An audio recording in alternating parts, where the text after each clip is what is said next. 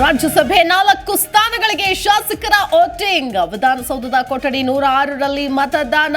ಹೊರಭಾಗದಲ್ಲಿ ಸಿಸಿಟಿವಿಯ ಹದ್ದಿನ ಕಣ್ಣು.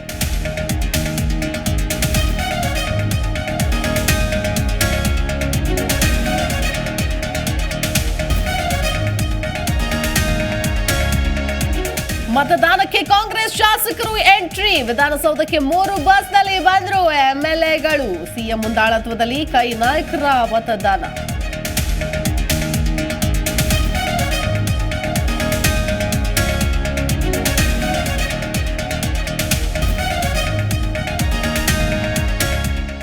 ವೋಟ್ ಇಲ್ಲದಿದ್ದರೂ ಕ್ಯಾಂಡಿಡೇಟ್ ಹಾಕಿ ಆಮಿಷ ತೋರಿಸ್ತವ್ರೆ. ನಾವು ಹಾಕಿದ 3 ಅಭ್ಯರ್ಥಿಗಳು ಗೆಲ್ತಾರೆ. ವಿಪಕ್ಷಗಳ ವಿರುದ್ಧ ಸಿಎಂ ಸಿದ್ದರಾಮಯ್ಯ ವಾಗ್ದಾಳಿ.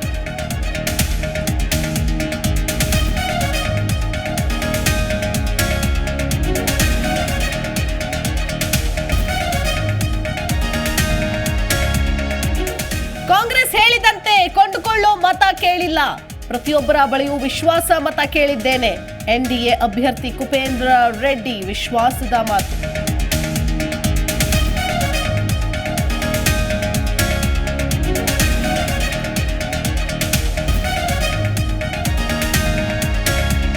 ಕನ್ನಡ ನಾಮಫಲಕ ಕಡ್ಡಾಯಕ್ಕೆ ಒಂದೇ ದಿನ ಬಾಕಿ. ಫೆಬ್ರವರಿ 28ರೊಳಗಾಗಿ ಕಡ್ಡಾಯವಾಗಿ ಅಳವಡಿಸುವಂತೆ ಸೂಚನೆ.